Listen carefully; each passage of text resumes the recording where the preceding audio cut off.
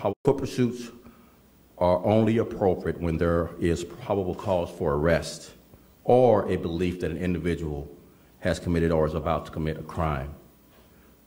Foot pursuits, however, are prohibited when it stems from a minor traffic charge only. A little bit about some of the highlights of the policy I'm going to go through. There's several bullet points, so I'll be a little lengthy, but I think it's worthwhile going through. The highlights of this policy is it reminds officers to begin any interactions with tactics meant to reduce the possibility of a foot pursuit policy. This policy defines foot pursuit as appropriate only when there is probable cause, as I mentioned before, is for an arrest or is believed an individual has committed, is committing, or is about to commit a crime. This policy prohibits foot pursuits stemming from minor traffic offenses.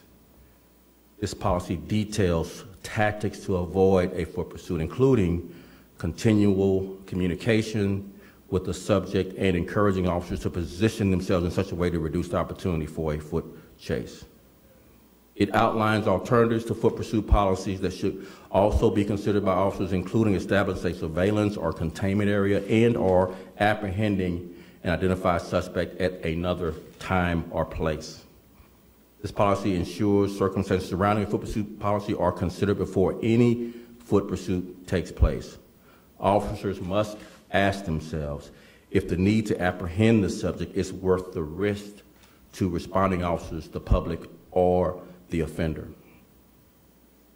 This policy prohibits foot pursuits for criminal offenses such as less than a Class A misdemeanor unless the person poses an obvious threat to the community or any person. I'm going to say that again, that's a lot. This policy prohibits foot pursuits for criminal offenses less than a Class A misdemeanor unless the person poses an obvious threat to the community or any person. Discontinuing a foot pursuit policy if someone is injured and requires immediate medical assistance. If the officers become unaware of their location, these are prohibitions. If the need to apprehend a subject is not worth the risk to responding officers, the public, or the subject. Informing department members that they should not separate from their partner or from assisting units in a foot pursuit if the loss of visual contact, excessive distance, or nearby obstacles interfere with their ability to come to the aid of their partner.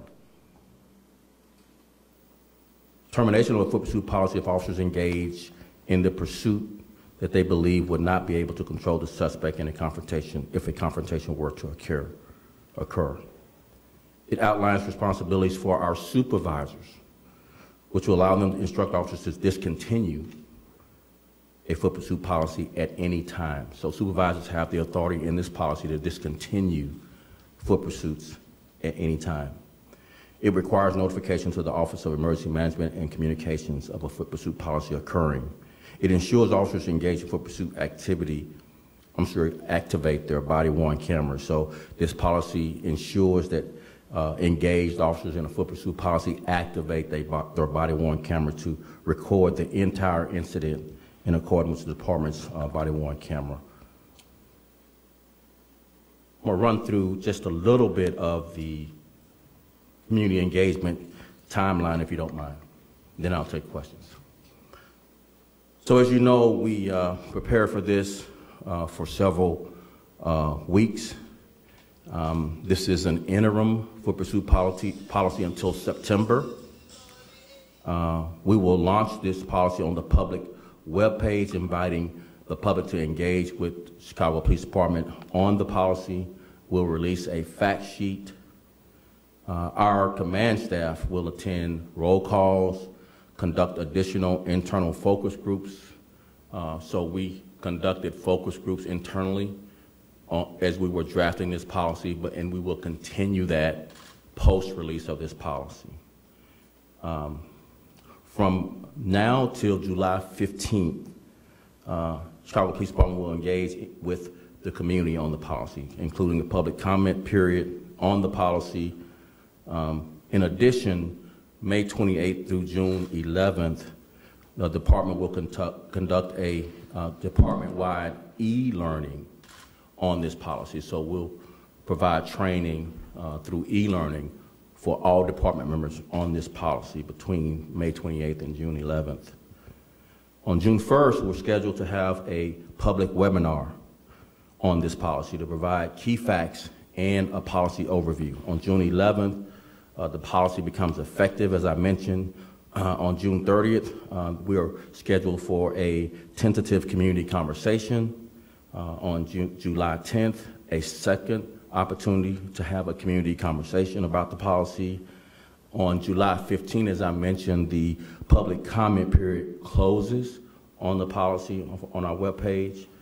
On July 23rd, a policy draft will be posted for the final 15-day public comment period.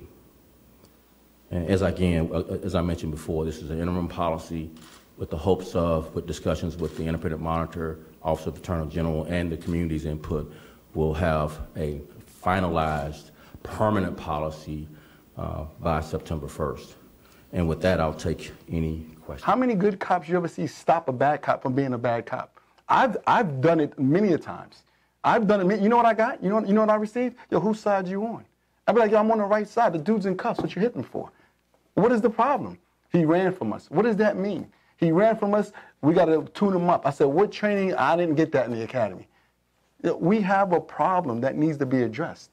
And until we start having these conversations, right, until the rest of the world start having these conversations, we're always going to have this problem when it comes down to policing.